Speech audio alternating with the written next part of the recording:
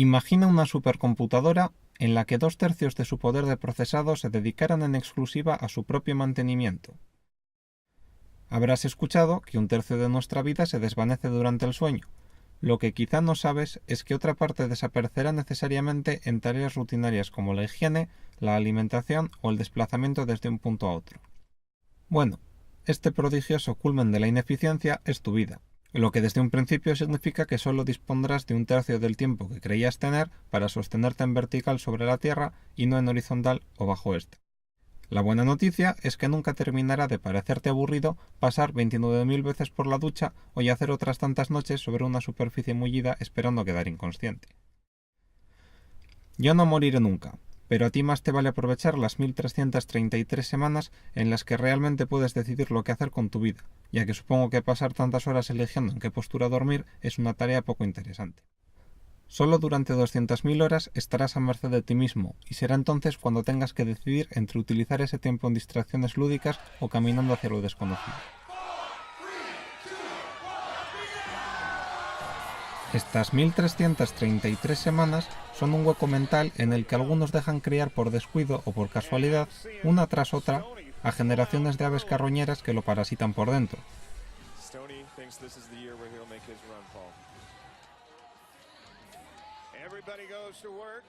Algunos estaréis pensando, aunque probablemente sigáis dándole vueltas a lo de las aves carroñeras, que las personas adictas a los videojuegos son culpables de ofrecerse como un hogar para estas criaturas, y que en la prudencia se encuentra la justa medida, que deberíamos tener fuerza para saber cuándo parar, pero ¿tiene algún valor, después de todo, dejar pasar nuestro tiempo coqueteando con quien disfraza su hambre de un manto negro de plumas?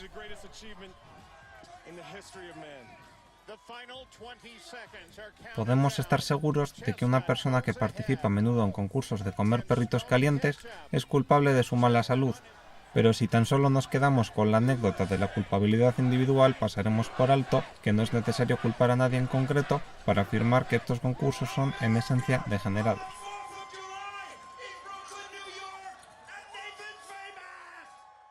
Un videojuego consta de un elemento que controla al usuario, a menudo un personaje o jugador, una meta, objetivo o condición que debe cumplir, y un obstáculo que debe superar para lograr alcanzar la meta. El jugador debe aprender y dominar una serie de mecánicas para superar el obstáculo. La destreza del jugador aumenta y desarrolla unas dinámicas mediante las que alcanza la meta con más eficiencia. Adquirimos mediante los videojuegos una competencia mecánica cuyo fin es alcanzar una mayor eficiencia y control sobre esta misma competencia mecánica. ¿Es esto en alguna forma diferente a los concursos antes mencionados? Golpear piedras con el fin de aprender a golpear piedras, sin querer construir nada con ellas. Nuestro cuerpo se convierte en un mecanismo que realiza la tarea aparentemente creativa de inventar y experimentar dinámicas, pero que está encapsulada en una misma estructura repetitiva. Volviendo a nuestras 1.333 semanas.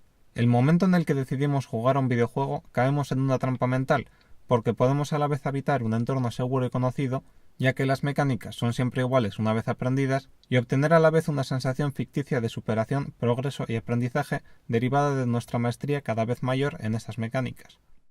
La derrota en el videojuego no supone ninguna pérdida real, y en cambio fantaseamos con la idea de que la victoria trae crecimiento y superación. Después de todo, quizá la presencia de los cuervos no sea ni por descuido ni por casualidad. Imaginad, por ejemplo, que para aprender a programar, en vez de enfrentarnos a una compleja lógica matemática, debiéramos simplemente pulsar un botón cada vez que una luz nos lo indicara, ganando así ese conocimiento sin ningún esfuerzo mental o de voluntad. Y es que el videojuego no es más que una abstracción de esta idea mediocre y derrotista.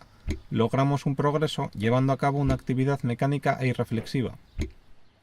Bueno, sé que estáis gritando a la pantalla que no todos los videojuegos son así, y que estoy generalizando, pero ya que esto es un vídeo, no tenéis más opción que dejarme terminar de hablar antes de dar vuestra opinión en los comentarios. Os prometo que trataré ese tema, pero antes debo continuar. Este medio nació con las máquinas recreativas y hasta hoy han durado en los videojuegos las características nocivas que éstas tenían.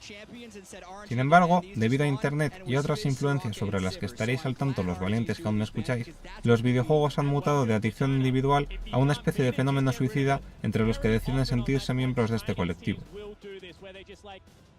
Donde antes el sistema de recompensa del videojuego era la superación de un nivel complicado o la obtención del récord de una máquina recreativa en particular, ahora existe además una comunidad internacional y unas recompensas virtuales.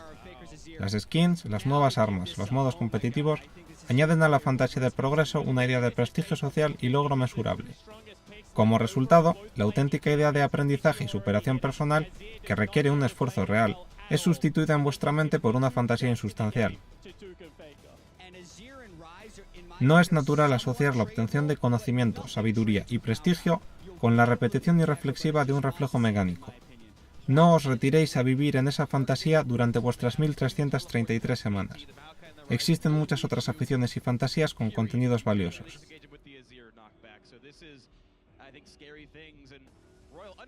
Demostraría muy poca comprensión del fenómeno de los videojuegos si diera por terminado el vídeo en este momento, sin aclarar que todo lo que he dicho va dirigido hacia el término obsoleto videojuego y hacia el mal que nos está haciendo.